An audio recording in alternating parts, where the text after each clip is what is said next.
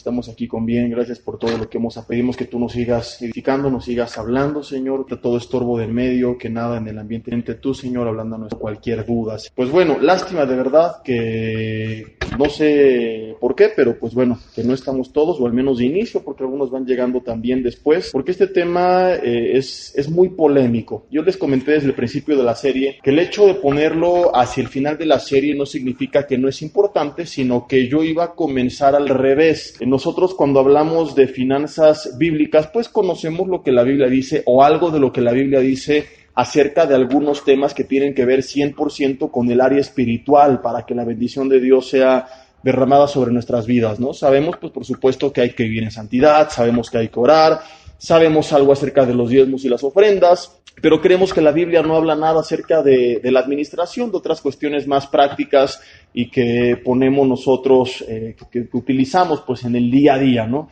Y fue por eso que decidí comenzar con esta serie hablando de aquellas cuestiones que no conocemos, que incluso algunos podrían tachar de mundanas, ¿no? ¿Cómo hablar del ahorro? ¿Cómo hablar de seguros? ¿Dónde está eso? Y bueno, hablando de seguros, apenas yo meditaba, ¿no? El fin de semana en el Congreso de Familias, que Hugo Martínez hablaba acerca de la labor de Adán, que era cercar el huerto, que era cuidar el huerto. Pues bueno, aunque él enfocaba en otras áreas, se me vino a la mente que parte de lo que tú haces cuando tienes estos seguros a favor de tu familia es cercar tu huerto precisamente, ¿verdad? Es proteger a tu familia, y es lo que Dios le mandó a hacer a Adán, y no significa que Adán perdiera su fe. Dios no le dijo a Adán, no te preocupes, tú confía en mí, echa la flojera y no pasa nada, ¿no? Confía en mí, pero vas a construir una cerca alrededor. Entonces, financieramente hablando, pues también confiamos en Dios, pero eso no está peleado con construir murallas alrededor de nuestra familia para protegerlos o prevenirlos de cualquier problema como el que llegamos a tratar. Volviendo al punto, pues bueno, decidí por eso comenzar con lo que era pues la administración, las deudas, el ahorro, la inversión. Hablamos acerca de cómo hacer buenas compras, hablamos acerca del presupuesto, de los seguros, de muchos temas que tienen que ver 100% con el día a día, con el área práctica, temas que tratan pues algunos consejeros de finanzas personales y que pensaríamos que la Biblia no habla al respecto, y que paradójicamente pues muchos de estos consejeros sacaron estas enseñanzas de la Biblia, otros no las sacaron de la Biblia, pero coincide perfectamente. ¿Por qué? Porque la palabra de Dios no está peleada con el uso de la razón, del sentido común, de la lógica, puesto que estos nos fueron dados por Dios, ¿verdad? ¿Quién nos dio pues nuestra mente y un cerebro tan inteligente y este sentido común y los 5 sentidos? El Señor. Y a veces pues en la iglesia pensamos que es un souvenir celestial que no ha de utilizarse y que únicamente pues es un adorno temporal, cuando no es así. Después de terminar con este primer bloque, hemos ya en el segundo comenzado a ver los temas que tienen que ver 100% con el área espiritual. Temas que a lo mejor el mundo fuera de la iglesia considera que no son importantes, pero que nosotros reconocemos que son importantes y que tenemos que llevar ambos entrelazados. O sea, si tú oras y vives en santidad y eres fiel con el Señor, pero eres un mal administrado y agarras tu dinero y lo despilfarras y te endeudas y compre ahora y pague cuando venga Cristo y todos los desastres que hacemos, pues ¿qué es lo que va a pasar? Que cuando le digamos, Señor, ¿dónde está tu bendición? Te la di, pero no la supiste administrar. Y por otra parte, todos tus consejos y toda tu sabiduría y todo lo que has puesto en práctica, sin el respaldo de Dios, pues no va a servir de nada, ¿no? Ya vimos que Salomón decía que pues si Dios no edifica la ciudad, en vano trabajan los que la edifican. Si Dios no guarda la ciudad, en vano vela la guardia. Jesús fue claro y dijo en Juan 15:5, separados de mí, nada podemos hacer. Por eso ahora en este segundo bloque de la serie hemos hablado acerca de la oración, de qué características tiene que tener una oración para que pues pueda ser correcta, hablando del área financiera. Hemos hablado acerca de la santidad, de cómo, pues esto es importante por 2 partes. Uno, porque si no vivimos o buscamos la santidad, pues no estamos teniendo el respaldo del Señor. Y por otra parte, pues también el pecado cuesta mucho dinero. Y ponemos algunos ejemplos de los millones, literalmente millones que tendrían personas al cabo de algunos años, sin ganar un peso extra, sin trabajar 1 hora extra, simplemente dejando de fumar, dejando el alcohol, algunos pues que se van más allá, dejando las drogas, dejando pues la pornografía, las mujeres, etcétera. Entonces Dios provee, pero nosotros malgastamos su provisión. Y ahora dentro de esta no segunda parte, sino segundo bloque de la serie, toca el tema o toque el tiempo de tratar el tema de los diezmos y de las ofrendas. Un tema en el cual la mayoría cree saber mucho y del cual muchos saben realmente muy poco. Un tema a veces tabú, y quiero hoy titular este mensaje: diezmo, mitos, leyendas y realidades. Vamos a ver cuáles son los mitos y leyendas que hay al respecto y cuáles son las realidades. Quiero comenzar, antes que nada, como primer punto, recordando un resumen. Vamos a ver varios puntos y quiero aclarar que de cada punto podríamos ver medio mensaje o un mensaje entero, pero no es mi idea pues extendernos tanto, sino ver un resumen, pero que sea lo suficientemente claro para despejar nuestras dudas, ¿no?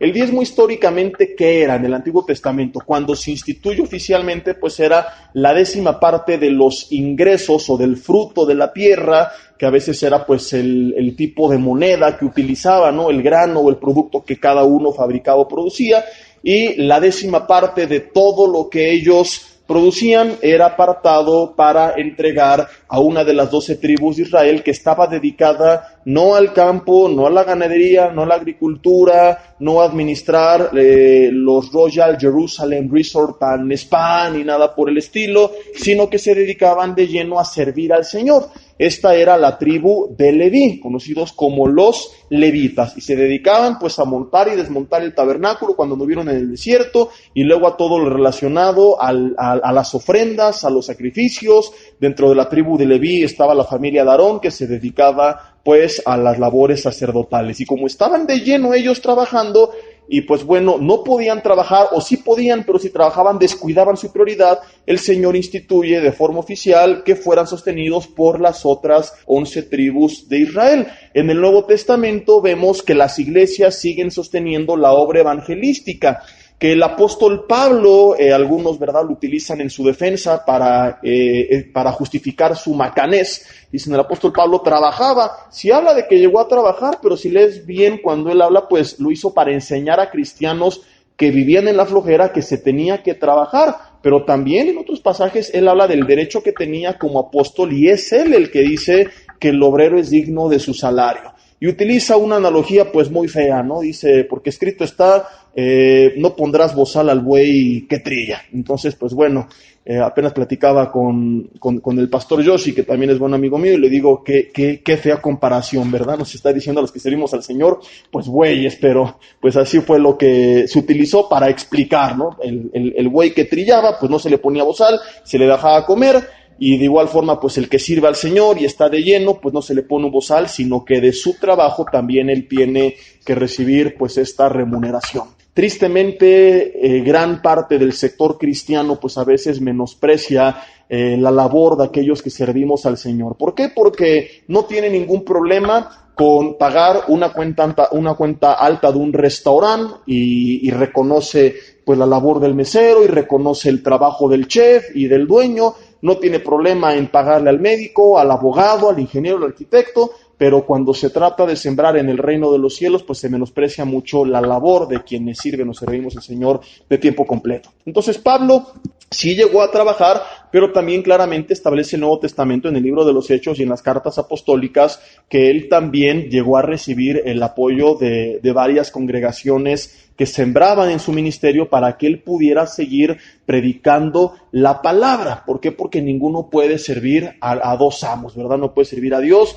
o a las riquezas. Y conocemos los casos, pues, de pastores o ministros que se quieren dedicar tanto al ministerio como a algún trabajo secular y se les complica y no pueden hacer bien ni la una ni la otra. Y muchos incluso, pues, terminan botando el ministerio por dedicarse a las cuestiones seculares, ¿no? Algunos que se quieren meter a la política también. No está mal que un cristiano sea político, porque si no, ¿qué pasó con José? ¿Qué pasó con Daniel? ¿Qué pasó con David? Sirvieron en el gobierno y fueron respaldados por Dios. Entonces, al contrario, ojalá que se levantaran más, pero no alguien a quien el Señor llamó, pues, a predicar su palabra o a servirle. Eso era entonces el diezmo en el Antiguo Testamento. Y la ofrenda, porque muchos dicen la palabra diezmo no se encuentra en el Nuevo Testamento, aunque hoy veremos que es un error. Estoy resumiendo más o menos lo que sabemos, ¿no? De para qué era el diezmo y para qué era la ofrenda. Actualmente lo que sabemos, pues que es también una parte de nuestros ingresos que sembramos para que de muchas formas la palabra de Dios pueda seguir siendo predicada. En Vida Nueva, pues además de unos 15 pastores aproximadamente que estamos de lleno dedicados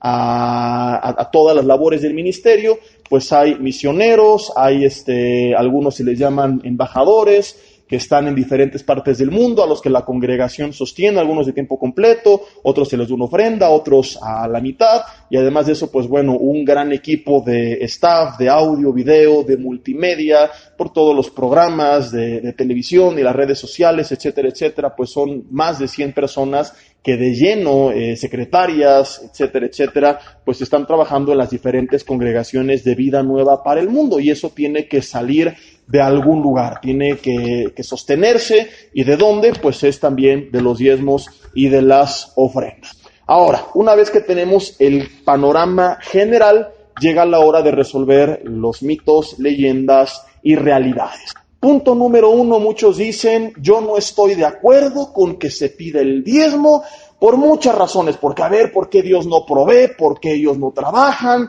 El diezmo es de la ley, etcétera, etcétera, etcétera. Entonces, como primer pregunta, yo quiero hoy que tú seas honesto y preguntarte, ¿cuántos creen, no me voy a enojar, solamente quiero ver más o menos cómo estamos, ¿cuántos creen que el diezmo efectivamente ya no está vigente al día de hoy porque es exclusivo de la ley? Y esto es lo que muchos piensan, y piensan sinceramente en su corazón. O sea, hay quien busca torcer la palabra a su conveniencia, pero algunos son honestos y dicen, yo no creo que sea correcto porque era algo de la ley, y ya no estamos bajo la ley, estamos bajo la gracia, así que ya no tengo que diezmar. El Nuevo Testamento claramente dice, Jesse, que cada uno dé conforme propuso en su corazón. Así que no está mal si yo propuse en mi corazón dar el diezmo, o si propuse en mi corazón dar el 5%, o el 20%, o propuse no dar nada, porque pues es lo que propuse en mi corazón. Algunos dicen, yo hoy sentí en mi corazón no dar nada. Y aquí dice que es conforme lo que yo propuse en mi corazón. Y en lo que propuse, dar 0 pesos. Así que estoy bien delante de Dios. Porque ya no estamos bajo la ley. ¿Cuántos creen que esto es correcto? Levanten la mano. Si quieres, cierro los ojos. ¿Nadie? ¿Están seguros? No volteen a ver, volteen alrededor. Nadie está levantando la mano. Dile al de tu mesa, entonces, ¿por qué te haces pato cuando piden las ofrendas? En el primer estudio vimos que el diezmo es la parte que sembramos para que su palabra sea predicada, pero que todo es de Dios realmente, ¿no? Y esto es increíble, o sea, Él nos da todo, pero nos pide solamente una parte, pero estrictamente hablando, todo es de Él. Fue el primer mensajito que vimos y dijimos que era importantísimo, porque si no reconocemos que todo es de Él, entonces no vamos a hacer caso al resto de los consejos, porque diremos, pues, yo puedo hacer un desastre con mis finanzas, a fin de cuentas ya le di a Dios lo que es suyo, que me deje hacer con el resto lo que le dé la gana. No, Señor, le diste a Dios lo que Él te pide, pero con el resto tienes que ser bien administrado, porque el resto también es suyo. Y a muchos, ¿verdad? Esto nos ha llevado a detenernos muchas veces de hacer algunas locuras o de ser mal administrados y recordar que somos únicamente administradores. Pues bueno, aunque nadie levantó la mano, tenemos que aclarar esto. El diezmo no es de la ley. ¿Por qué? Porque el diezmo nace antes de la ley y no nace de la imposición, nace de la gratitud de 2 hombres que reconocían que todo lo que ellos tenían venía de parte de Dios. Son Abraham y son su nieto Jacob. Abraham, Génesis capítulo 14, nos cuenta la Biblia que él venía de ganar una gran batalla. Él venía de libertar a Lot, que había sido llevado cautivo, y después de que él regresa, ¿verdad? Y rescata también pues a otros reyes, él regresa con un gran botín. Y cuando él regresa, vamos a Génesis capítulo 14, dice el versículo 17 que cuando volvía de la derrota de Kedorlaomer y de los reyes que con él estaban, salía, dice la Biblia, el rey de Sodoma a recibirlo al valle de Sabé, que es el valle del rey. Entonces Melquisedec, rey de Salem, que significa paz, y dice después la Biblia, y sacerdote del Dios Altísimo. ¿Qué hacía un sacerdote? El sacerdote ofrecía sacrificio a Dios para la expiación de los pecados del pueblo, o sea, intercede delante de Dios a favor de alguien. ¿Por qué llamáis sacerdotes? Porque Cristo, dice Hebreos, es nuestro sumo sacerdote, porque Él ya se ofreció como sacrificio delante de Dios por nuestros pecados, por eso ya no hay sacerdocio.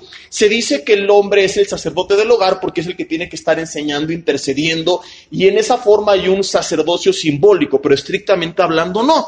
Este hombre dice que era sacerdote del Dios Altísimo, sacó pan y vino, y le bendijo diciendo: bendito sea Abraham del Dios Altísimo, creador de los cielos y de la tierra, y bendito sea el Dios Altísimo que entregó tus enemigos en tu mano. Y dice la Biblia que le dio a Abraham los diezmos, ¿de qué? De todo. ¿A quién? A Melquisedec. Ahora, ¿quién era Melquisedec?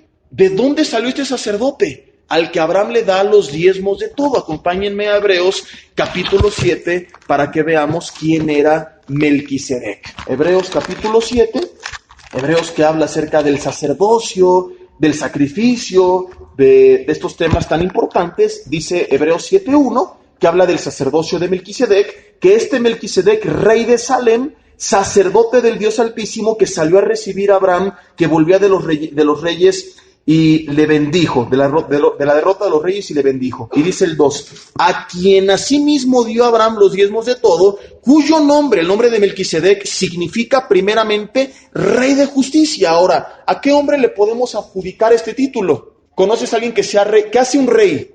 Gobierna, administra. ¿Qué hombre hay que sea el rey de justicia, que gobierne sobre la justicia, que sea justo y que imparta la justicia? No hay ningún hombre. Dice, y también rey de Salem, que significa rey de paz, lo cual complica más la situación. Y por si hubiera alguna duda, luego añade versículo 3, sin padre, sin madre, sin genealogía, que ni tiene principio de días ni fin de vida, sino hecho semejante al Hijo de Dios, permanece sacerdote para siempre. ¿Quién es este hombre? ¿Quién es el Alfa y el Omega, el principio y el fin? ¿En quién y por quién, dice Colosenses 1 del 2 en adelante, fueron creadas todas las cosas? Solamente hay un hombre que cumpla con este perfil. Su nombre es... Algunos dicen, no estoy de acuerdo, Melquisedec es un personaje simbólico, es un tipo de Cristo. Yo difiero de ellos, pero de cualquier forma la conclusión es la misma. Lo que la mayoría creemos es que Melquisedec fue una teofanía. Teo, Dios, fanos, forma. Dios en forma de algo.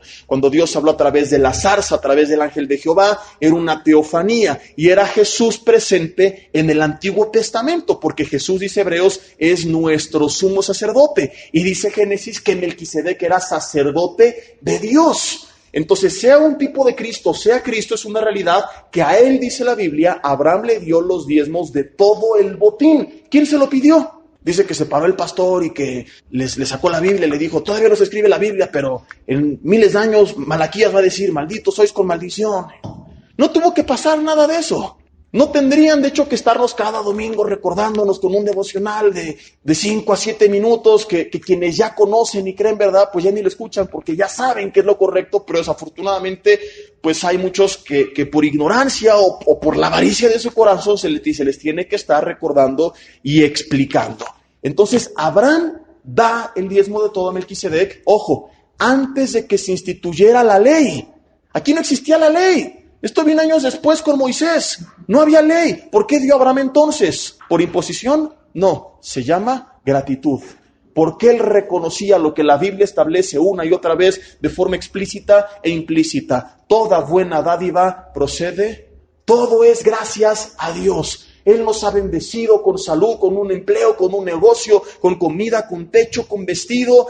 Y Abraham da reconociendo que todo venía de él y el diezmo nace de aquí. Es la primera vez que aparece el diezmo en la Biblia y no tiene nada que ver con la ley. Entonces, un creyente que dice, eso es de la ley, no es de Dios, no es bíblico, lo que está mostrando es cuán ingrato es con Dios. Lo que está diciendo es, todo lo que tengo y lo que hago y lo que gano es por mí, para mí y por mí. Y gracias a mí. Y me voy a parar frente al espejo y me voy a cantar unas alabanzas porque yo soy mi propio Dios. Y no reconoce que todo es gracias al favor de Dios, que todo es gracias a la provisión de Dios, a que Él ha sido bueno. A que a veces pasamos tiempos complicados, sí, pero jamás nos va a dejar cuando somos fieles, sin techo, sin vestido y sin alimento. Pasa el tiempo y Jacob, que venía de transar a su hermano, Primero su hermano le vendió la primogenitura, pero luego él se disfrazó y robó la bendición de su padre, y su hermano se enoja y lo persigue y sale corriendo y se encuentra con Dios y pelea con el ángel de Dios y le bendice el ángel. Dice Génesis capítulo 28, versículo 20, lo siguiente. Génesis 28, versículo 20. E hizo Jacob voto diciendo: si fuere Dios conmigo y me guardare en este viaje que voy y me diere pan para comer y vestido para vestir, y si volviere en paz a casa de mi padre, Jehová será mi Dios. Y esta piedra que he puesto hoy por señal será casa de Dios, y de todo lo que me dieres, ¿de qué? De todo. El diezmo apartaré. Jacob no estaba negociando con Dios, porque hoy el diezmo se maneja de una forma terrible en muchas congregaciones y en canales que tienen algunos programas cristianos y otros pseudocristianos. ¿Has oído este famoso pacta con Dios? Mándanos tus diezmos y ofrendas y vamos a orar para que Dios te bendiga. Para empezar, tú no puedes pactar con Dios porque todo pacto llevaba un sacrificio de por medio. Y ya no hay más sacrificio por los pecados. Cristo fue el último, no puede haber sangre ya de por medio, así que tú no puedes pactar con Dios. El pacto lo inicia Dios, no el hombre. Tú puedes hacer un voto a Dios, una promesa a Dios, una petición a Dios, pero tú no puedes pactar con Dios y menos comprar algo que no es vendible, que no tiene un precio, que es el favor de Dios, la bendición de Dios. Esto se conoce como una simonía. ¿Te acuerdas cuando Simón el mago quiso comprarle a los apóstoles el poder para recibir al Espíritu Santo y obrar señales maravillosas, etcétera, etcétera? Y le dijo: Pedro, tu dinero perezca contigo. ¿Has pensado que se puede comprar el don de Dios? Entonces, lo que hacen estos comerciantes, porque estos no son ministros, y alguien que esté en una congregación así, el consejo sería: sal pero por piernas corriendo, ¿verdad? Porque únicamente están traficando con la fe. Pues lo que están haciendo es vender el favor de Dios, vender la bendición de Dios. ¿Cómo que manda tu diezmo para que Dios cancele tus deudas, para que Dios te sane?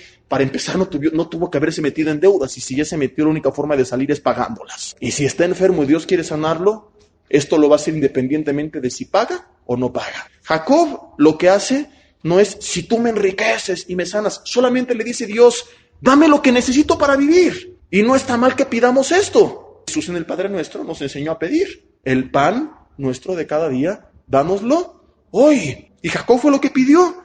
Dijo: si me dierais pan para comer, vestido para vestir y volver en paz a casa de mi padre, hazme millonario. Que Dios lo hizo, le multiplicó en gran manera lo que tenía. Pero él únicamente le dijo: Dios, lo que necesito es lo que te estoy pidiendo, lo demás es extra. Como vimos ya en la serie, no está mal si Dios te da de más, pero a veces vendrá, a veces no vendrá. Lo que necesitamos es realmente techo, vestido, alimento, y eso nunca nos va a faltar si somos fieles con el Señor. Y Jacob es lo que dice: si me das esto que necesito, te prometo que yo voy a reconocer que todo viene de ti. Tú fuiste el que me dio ese pan, tú me diste ese vestido, tú me diste paz. Y como reconocimiento, de una forma simbólica, para reconocer que creo que toda bendición viene de ti, es que yo voy a apartar este porcentaje. No porque Dios lo necesitara. Yo no imagino a Dios con los ángeles: ¿ya viste, Gabriel? ¡Qué buena onda! Mira, Miguel, el negocio que nos está ofreciendo Jacob, si lo bendecimos nos va a dar el 10%, los bancos nos dan una tasa del 7% anual, él nos ofrece el 10%. Órale, hay que bendecirlo, pero ya. A veces así queremos nosotros hacer votos con el Señor. Padre, si tú me das los números del Melate, si me revelas los de la lotería y me gano los 50 millones, te prometo que te doy la mitad. Como si Dios lo necesitara. Ageo 2:8, el dueño del oro y de la plata. Lo imagino en el cielo. Ven nada más, qué negocio. Córrele, Gabriel, revélaselos porque nos va a dar la mitad. 25 millones. Dios no necesita nuestro dinero. Todo es de Él. Él nos presta sus cosas, Él nos da la vida, Él nos sopló su espíritu para recibirla. ¿Por qué entonces nos pide el diezmo? ¿Por qué lo pedía en el Antiguo Testamento? ¿Por qué, ya que hemos demostrado que no nace de la ley sino de la gratitud, por lo cual sigue vigente? Y veremos un pasaje más claro todavía en el Nuevo Testamento. ¿Por qué no Dios manda los lingotes de oro del cielo? ¿Por qué no los mandaba a la tribu de Leví? ¿Y por qué no lo manda a las congregaciones? ¿Por qué pide que sean personas que fueran las otras 11 tribus y la congregación la que sembrara para que se llevara a cabo la obra del ministerio? ¿Qué dice 1 Corintios 12? Que somos un cuerpo y Él es la cabeza, pero nosotros somos parte de. Y Él quiere, esa es la primera de dos razones, que nosotros seamos partícipes. Y por eso este pasaje tan famoso que leeremos en unos minutos de Primera de Corintios dice que Dios ama al dador alegre. Y dice que cuando demos, no demos por tristeza ni por necesidad, fíjate, ni por necesidad. O sea, no se trata de que tú lo veas como un negocio para ti, que es como lo manejan algunos. Da para que Dios te regrese. Ah, no, pues qué buena onda, qué buen negocio de invertir en la bolsa, en Dios. Aquí me prometen mejores intereses, no es por necesidad. Si alguien lo está dando por necesidad para ver si Dios le da más y se pregunta, ¿por qué no he regresado si he sido fiel? Porque no solamente se trata de dar, sino la actitud del corazón por la cual estás dando.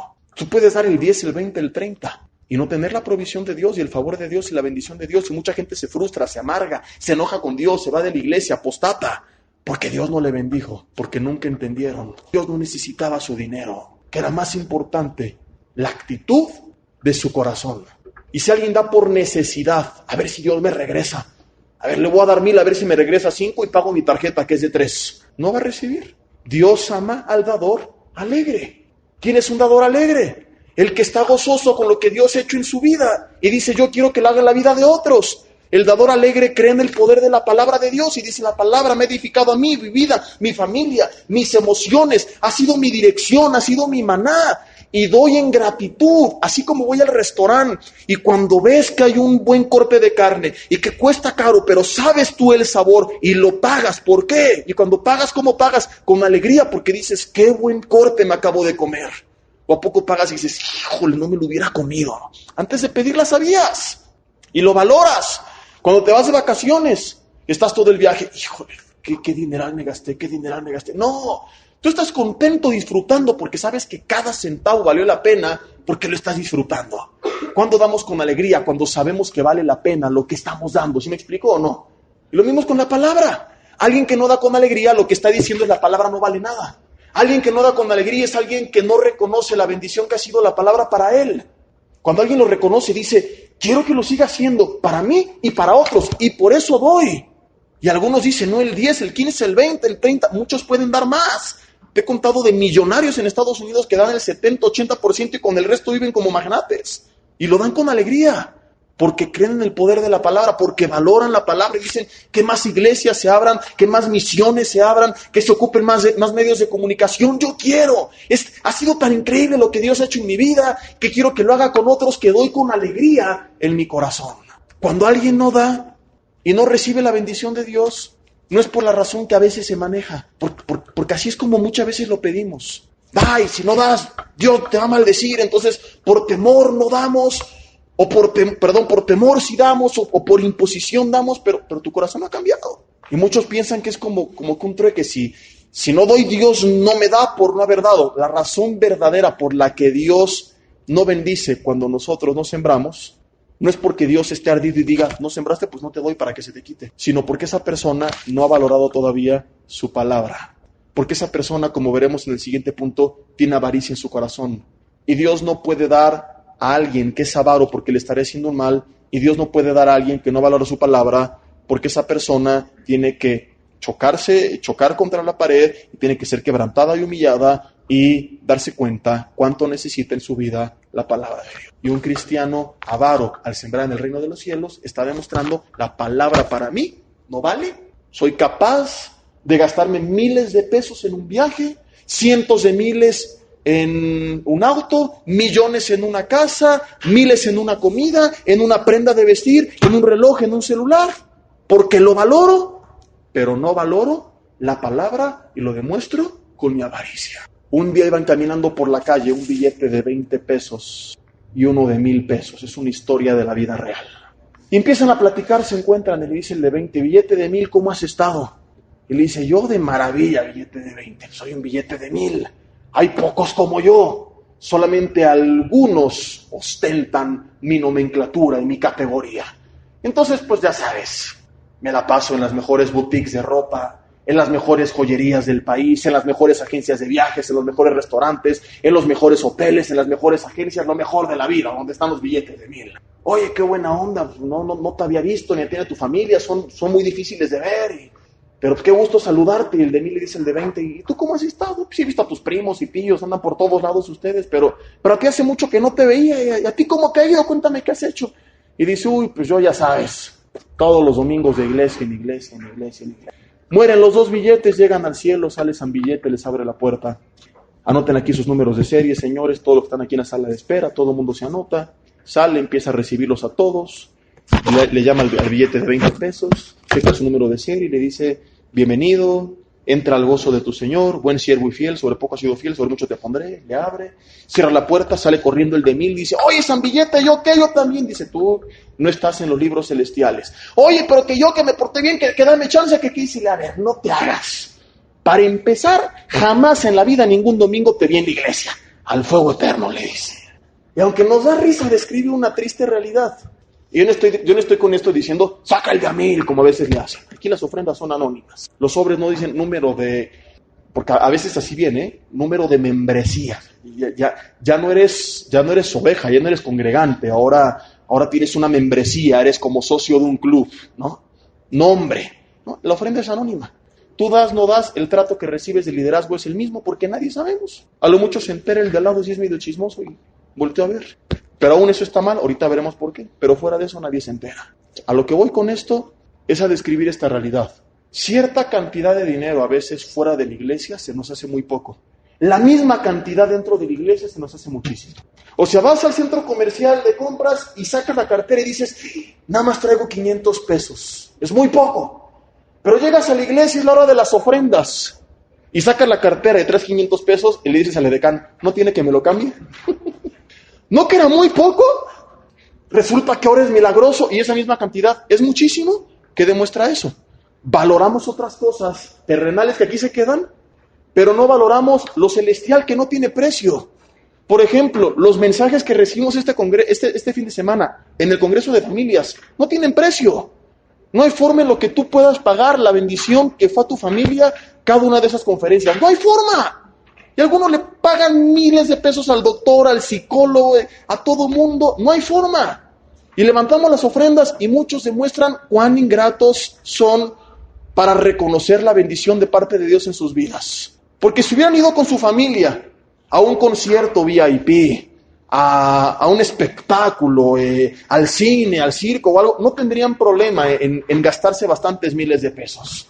Pero reciben algo que no se lo da ninguno de esos espectáculos. Lo hacemos entrada libre, no pedimos un solo peso para venir. Y no lo haremos jamás en ninguno de nuestros eventos, más que en los que hay alimentos o algún otro costo por pagar, ¿verdad? Bueno, aquí hay muchos costos por pagar, pero no queremos privar a nadie por falta de recursos. Y llegan las ofrendas y dicen, me sobran 10 pesos, me sobran 20 pesos. Yo sigo sin entender cómo hay monedas en los botes de las ofrendas. Alguien dio 10 pesos, ¿a poco ganó 100 pesos en la semana?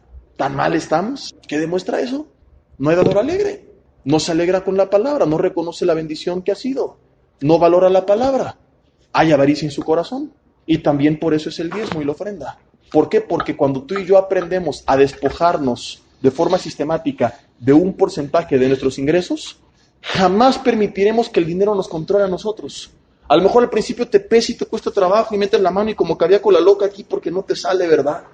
Pero con el paso del tiempo te haces de este hábito y ya no te pesa. Y el dinero no te va a controlar a ti, tú lo controlas a él. Por eso Dios lo instituyó, porque Él sabe que raíz de todos los males, dijo por la Timoteo, es no el dinero, el amor al dinero. ¿Por qué se corrompió Lucifer? ¿Por qué? Muchos dicen porque quiso ser igual a Dios. Respuesta equivocada. Esa fue la consecuencia del problema, no el problema per se, no el problema en sí mismo. El problema en sí mismo es el siguiente. Ezequiel 28 es un pasaje de doble aplicación. Si lo lees todo te darás cuenta que se le atribuyen a este rey de Tiro características únicamente atribuibles a Lucifer. No lo voy a leer todo, pero quiero únicamente adelantarme. En el 28 versículo 12 dice, hijo de hombre, levanta endecha sobre el rey de Tiro y dile, así ha dicho Jehová el Señor, tú eras el sello de la perfección, lleno de sabiduría y acabado de hermosura. En Edén, en el huerto de Dios, estuviste. Y habla de un montón de piedras preciosas y de los primoriles, de los tamboriles y las flautas que estuvieron preparados para él en el día de la creación. Y dice el 14 que era el querubín grande y protector. Este hombre que se está describiendo, ¿es el rey de Tiro? No. Estas características únicamente son atribuibles ¿a quién? A Lucifer. Léelo todo y si no estás de acuerdo me darás la razón. Este pasaje es de los que se conoce en la Biblia como un pasaje de doble aplicación. Entonces tanto se le reprende al rey de Tiro como se le reprende a Lucifer. Y dice en el 28, versículo 3, he aquí tú eres más sabio que Daniel, no hay secreto que te sea oculto. Esto tampoco aplica para el rey de Tiro. Con tu sabiduría y con tu prudencia has acumulado riquezas y has adquirido oro y plata en tus tesoros. Con la grandeza de tu sabiduría en tus contrataciones, fíjate, él era el encargado de la alabanza celestial. De alguna forma empezó a comerciar con ella, a cobrar por ministrar. Porque esta palabra contrataciones es la palabra reculá, que significa comercio en hebreo. Lo bueno es que esto hoy en día casi no pasa, ¿verdad? Todos los conciertos de alabanza y congresos son gratis, sí como no. Este fin de semana tenemos el concierto con Álvaro López y Rescue Band, no tienes que pagar un peso, porque alabar a Dios no es algo por lo cual podemos pagar. Se levanta ofrenda para darle a ellos, pero no se puede hacer negocio con eso. Me pregunté hace poco en Santa Fe, le dije, ¿alguien ha ido a algún concierto con Rescue Band recientemente? Sí, ¿cuánto les cobraron? Me dijeron 1,000 pesos la entrada, el boleto más sencillo, en no sé dónde. Y quién sabe qué congreso. Iglesias que lo organizan con el fin de hacer y no realmente de alabar a Dios o de recibir la palabra. Esto viene de Lucifer. Estos músicos que cobran por predicar, Rescue Band no nos cobra por predicar, ellos de hecho subieron su disco, los archivos en MP3 los puedes descargar gratis de internet. Es un gran riesgo para ellos. ¿Por qué? Porque la gente puede descargarlo gratis y ya no comprarlo. Están haciendo, porque no es su intención. Conocemos a Álvaro López desde hace mucho tiempo. Él nació en Vida Nueva y es un hombre que ama a Dios con un corazón sincero, y por eso, por supuesto que le invitamos. Pero algunos te dicen, ok, ¿quieres que yo vaya? 150,000 pesos de ofrenda, avión primera clase, hotel 5 estrellas, ya nada falta que te pidan una de champán en la habitación, nada más porque según son cristianos, y no, fácil te la pedirían. Tantas cosas que dices, no, ¿sabes qué? Mejor invito a Luis Miguel. Jamás en mi vida pagaría por ir a escuchar a alguien cantarle a Dios. O sea, de ir a escuchar a un show, parece que me voy a meter un buen show. Mejor me llevo a mi esposa a un concierto romántico de un buen artista secular, que cante canciones de amor que no son del diablo, como muchos dicen, ¿verdad? Y mejor ahí gasto mi dinero. Digo, de pagarle a alguien que reconoce que está haciendo un show, a pagarle a alguien que está haciendo un show con el pretexto de que para la gloria de Dios, mejor se lo pago al otro, que no dice ser cristiano, pero es más honesto que el otro que dice que lo es. Más fácil que se convierta el otro que el supuesto cristiano. Este era Lucifer. Dice que con la multitud de sus contrataciones has acumulado riquezas. Y subraya esto, versículo 5. Y a causa de tus riquezas se ha enaltecido tu corazón. ¿Por qué Lucifer se rebela en contra de Dios? Porque quiso ser igual a él. ¿Por qué quiso ser igual a él? Porque se enalteció su corazón. ¿Por qué se enalteció su corazón? Porque acumuló riquezas con la multitud de sus contrataciones. Empezó a traficar con la adoración celestial. Por eso dijo Pablo a Timoteo, raíz de todos los males, el amor al dinero, el cual codiciando a algunos, como el mismo Lucifer que dijo, ¿por qué estar abajo de Dios? Puedo ser igual a Dios. Se extraviaron de la fe y fueron traspasados de muchos dolores. Dios, para prevenirnos de terminar siendo esclavos de las riquezas, nos dice, quiero a través de ti sostener la obra del ministerio, para que uno, te goces al ver que eres parte de, para guardar, y aquel que lo entiende, realmente se goza de decir, yo no puedo ir a todas partes del mundo, pero gracias, aparte del esfuerzo que yo hago y lo que yo siembro, es que la palabra de Dios puede ser predicada. Y en la eternidad veremos a muchos que a lo mejor tú no les predicaste, pero que alcanzaste a través de lo que sembraste para que se sostuviera la obra misionera. No tenemos idea a cuántas personas se llega a través de los audios, de libros, de programas de radio, de programas de televisión, de todo el equipo multimedia. Hay muchos que sirven voluntariamente, pero muchos trabajan de tiempo completo. Y las conferencias se suben a internet. Y no es solamente lo que pasa aquí el fin de semana. Es que después miles y al cabo de un tiempo millones son edificados con la palabra. Y si no fuera así, no sería posible. Y no tendríamos nosotros de qué alegrarnos. Alguien que entiende esto no le pesa. No lo digo jactándome, sino únicamente testificando que vivo lo que predico. Yo hace muchos años entendí claramente esta lección.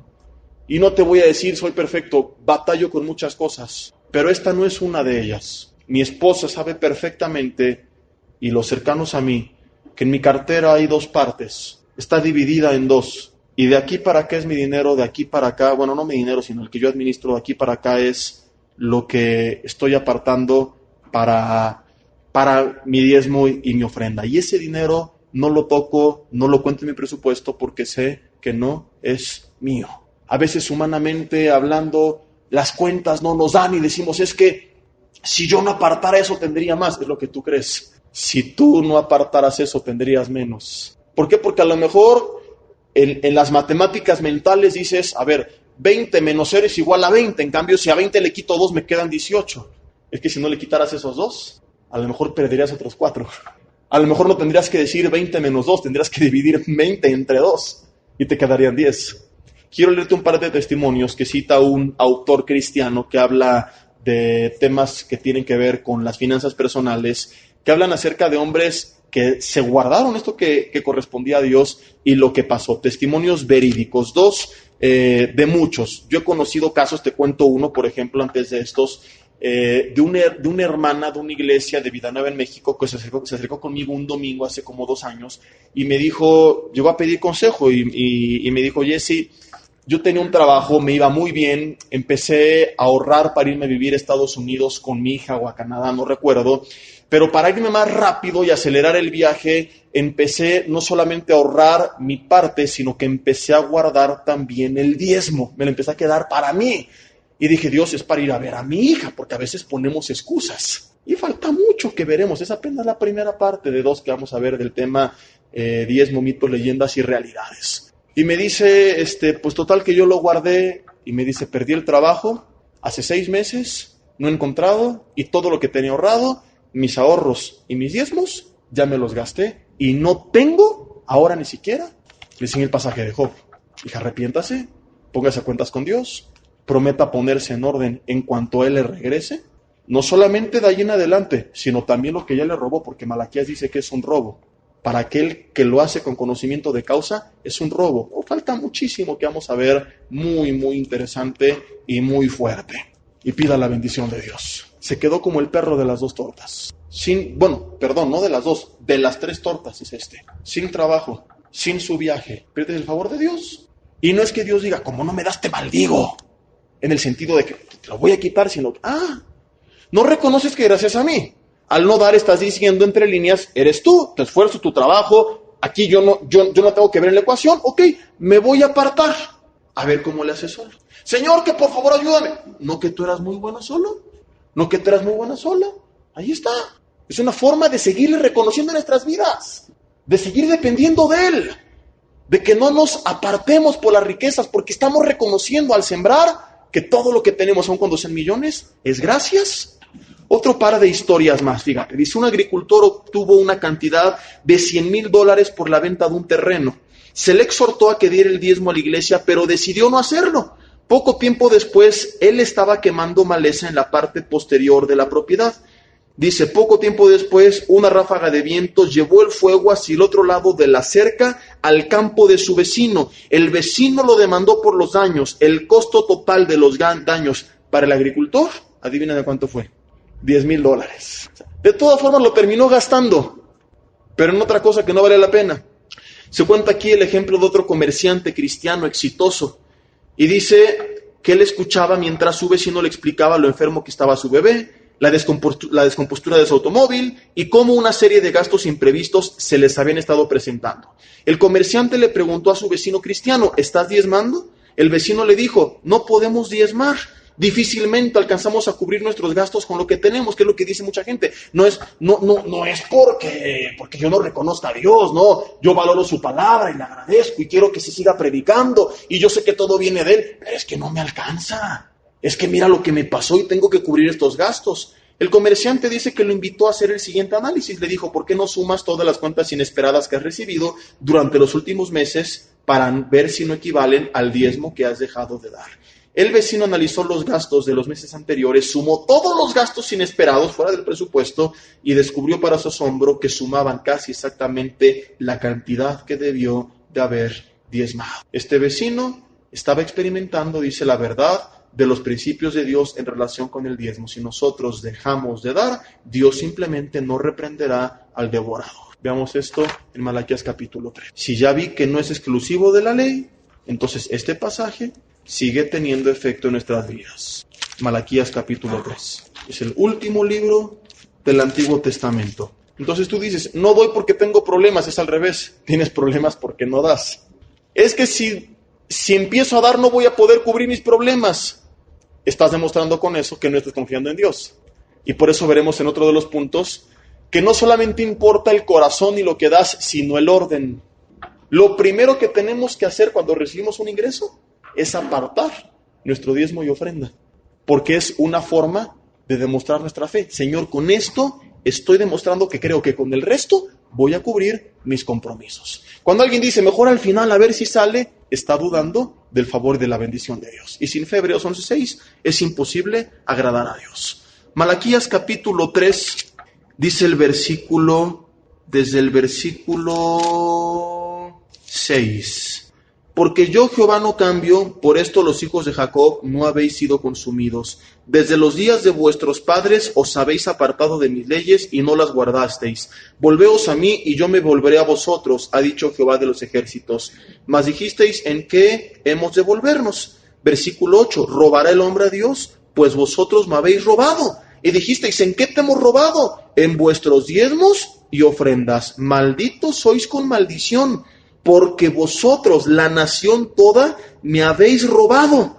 No dice Dios, les lanzaré una maldición. Automáticamente se acarrearon maldición al dejar de estar bajo la bendición de Dios, por las razones que ya explicamos.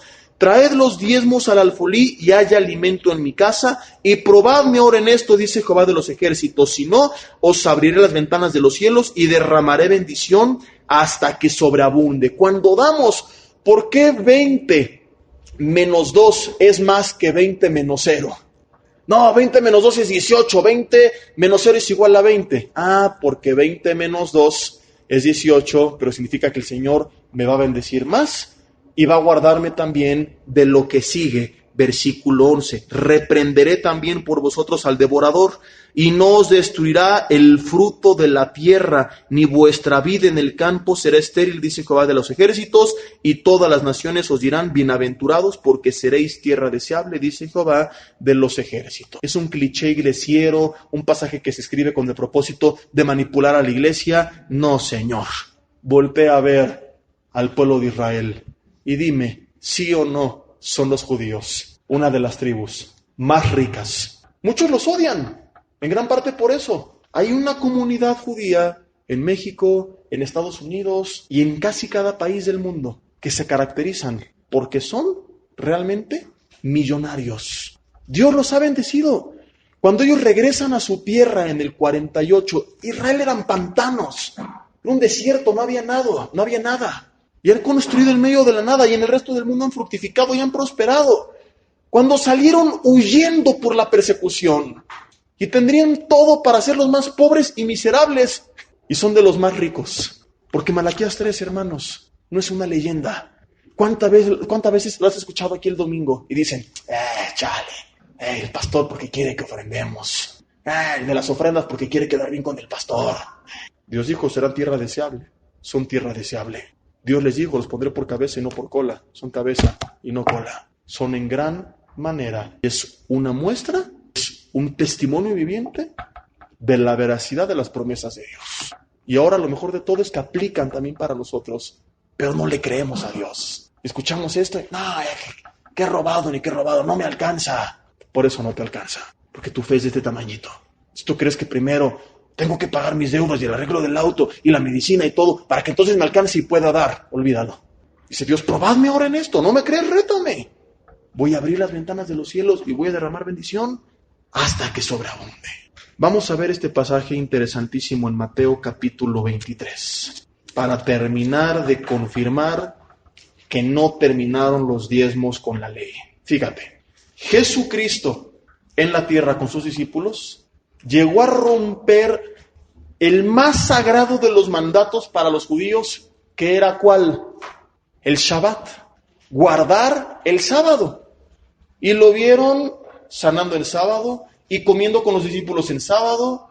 Y él dijo que él era el Señor del sábado. Y entre otras cosas, recordó cuando David tomó de los panes de la preposición y el sacerdote Ahimelech se los dio. y no pasó nada. Saúl lo manda a matar, pero no fue un juicio de Dios, fue el corazón de Saúl. Si fuera el juicio de Dios, David no lo toma como ejemplo para respaldar su actitud. El punto es que para Jesús no pasó nada.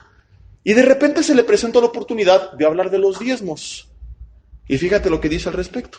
Está hablando de los fariseos que ayunaban, oraban, etcétera, etcétera, para ser vistos. Y bueno, dentro de toda esta exhortación, dice el Mateo 23:23, ¡ay de vosotros, escribas y fariseos hipócritas!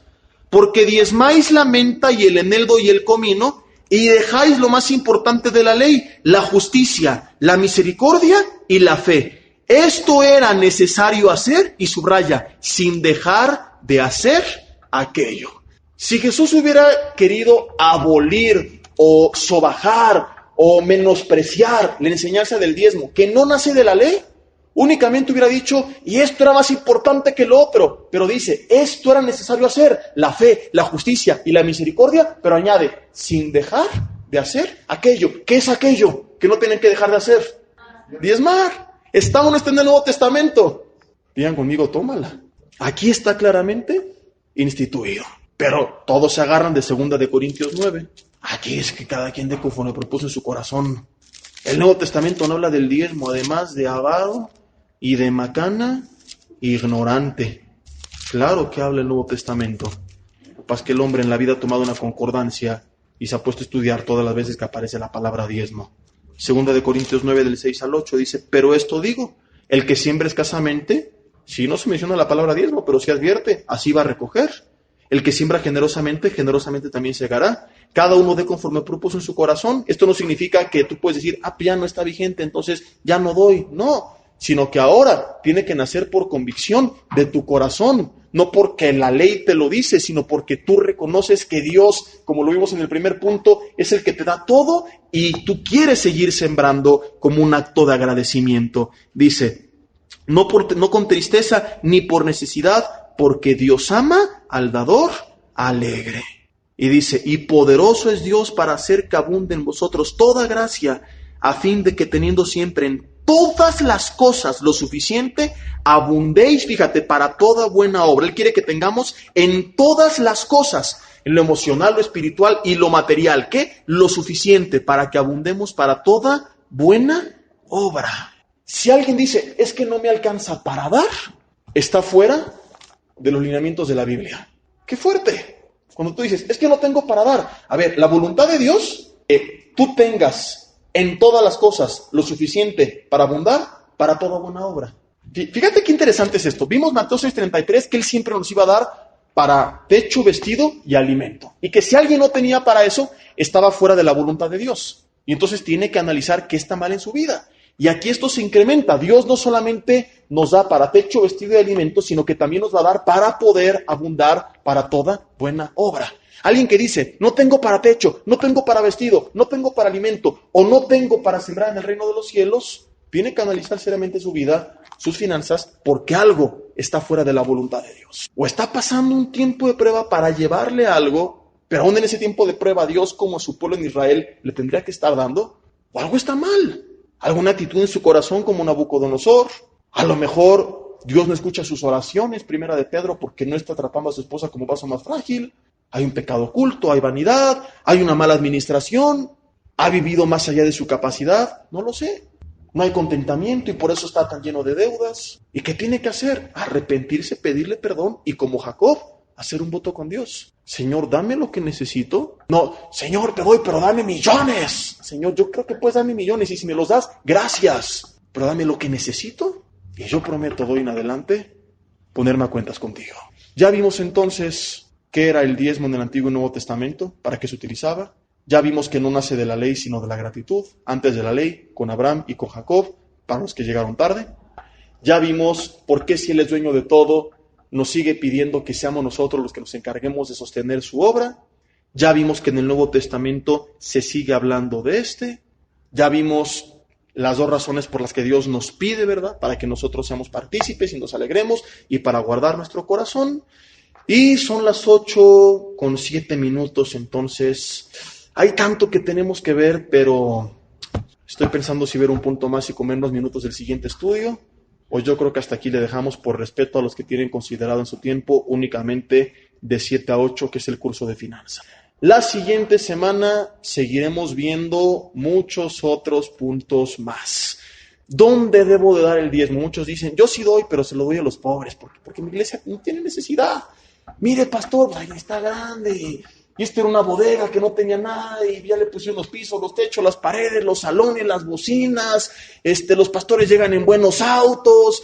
Aquí no necesitan pastores. Entonces, yo siembro, pues, pare de sufrir, que ahí sí necesitan, ¿verdad? O yo lo doy a la Cruz Roja, o lo di al Teletón, donde según la Biblia lo tenemos que dar. ¿Cuándo? Lo que veíamos del primer día de la semana y por qué. ¿De qué sí, de qué no tenemos que dar? Ahí te va a gustar algo, pero hay otras cosas que no te van a gustar, porque a veces también se manipula. Y yo estoy siendo honesto y con la Biblia en la mano. Que vendiste un coche, da el diezmo. No, espérame tantito. Si yo compré el coche en 200 y lo vendí en 150, no tengo por qué dar porque no es ganancia. Y el diezmo, como veremos, es de nuestra ganancia, de todo el fruto de nuestro trabajo. El fruto es algo que emerge por primera vez. Entonces, si yo lo compré en 200 y lo di en 250, sí gané 50 y tengo que dar. Que vendiste tu casa, da el diezmo. Hay iglesias que manipulan. No, espérame tantito. Si pagué una hipoteca a lo largo de 20 años, sí cuesta más que lo que pagué originalmente, pero voy a sacar el cálculo total de cuánto pagué, en cuánto le estoy vendiendo y probablemente estoy tablas. Y todo lo que pagué fue dinero del cual ya había diezmado. Entonces, eso, si decides dar, sería más bien una ofrenda. ¿Me explico? Entonces veremos de qué sí y de qué no. ¿Tiene que diezmar una persona si tiene deudas o no? ¿Qué pasa si la esposa quiere dar y el esposo no está de acuerdo? Y viceversa. Y muchas otras preguntas más que tienen que ver con el diezmo. ¿Ya vieron qué interesante y cuánto tenemos todavía que aprender? Vamos a orar y vamos a pasar al estudio de la otra serie. Dios, te damos gracias en esta noche por esta enseñanza. Padre, te pedimos perdón si no hemos valorado tu palabra. Te pedimos perdón si hemos sido ingratos. Te pedimos perdón si valoramos otras cosas, pero no el poder de tu palabra, Señor, y la obra misionera y el ser parte de que tu palabra se predique. Señor, te pedimos perdón si hemos utilizado excusas baratas para justificar la avaricia de nuestro corazón, nuestra incredulidad o el poco amor que tenemos por tu palabra, Señor. Hoy queremos decirte con todo nuestro corazón que te damos gracias por la bendición que ha sido a nosotros tu palabra y queremos que lo siga haciendo y que lo sea a otros. Y por eso es que nos comprometeremos contigo, como Jacob, como Abraham, Señor, a darte al menos esta parte de todo lo que tú nos des, también reconociendo al darte que todo lo que tenemos es gracias a ti y que sin ti nada somos, Señor. Perdona si a lo mejor con nuestra actitud, no nuestras palabras, pero nuestra actitud, habíamos sido orgullosos, egoístas, soberbios y como Nabucodonosor insinuábamos que todo es nuestro y que no te necesitábamos. Señor, de hoy en adelante cambiaremos, te pedimos perdón, nos arrepentimos, Señor, y hacemos este voto como Jacob contigo. Te pedimos, Señor, solamente danos lo que necesitamos, Padre, danos lo que necesitamos. Padre, si tú nos quieres dar más, gloria a ti, Señor, y te lo agradeceremos y buscaremos tu dirección para administrarlo sabiamente. Pero pedimos, Señor, que tú, Padre, cumplas con tu promesa y nos des techo, vestido, alimento y ese extra también, Señor, para que abundemos para toda buena obra, Señor. Ayúdanos, Señor, a salir adelante si hemos sido irresponsables y ahora venimos acarreando deudas. Como Jacob, por favor, ayúdanos, Señor, a remediar todas aquellas cosas que venimos cargando del pasado, Señor. Sabemos que tendremos que trabajar, sabemos que tendremos que apretarnos el cinturón, que ser pacientes, Señor, y ser bien administrados. Y no estamos pidiendo, como lo promueven a veces canales de televisión, cancela nuestras deudas. No, Señor, estamos pidiendo, danos trabajo, Señor, para poder trabajar, para poder generar, para poder pagar. Y prometemos, Señor, que una vez puesto todo en orden, cambiará drásticamente nuestra forma de administrarnos. Y en lo que nos ponemos en orden, Señor, te reconoceremos a ti, pues con o sin deudas, todo lo que tenemos es gracias. Padre, gracias por habernos hablado hoy, por todo lo que tenemos que aprender, Señor, todavía acerca de este tema. En el nombre de Jesús. Amén.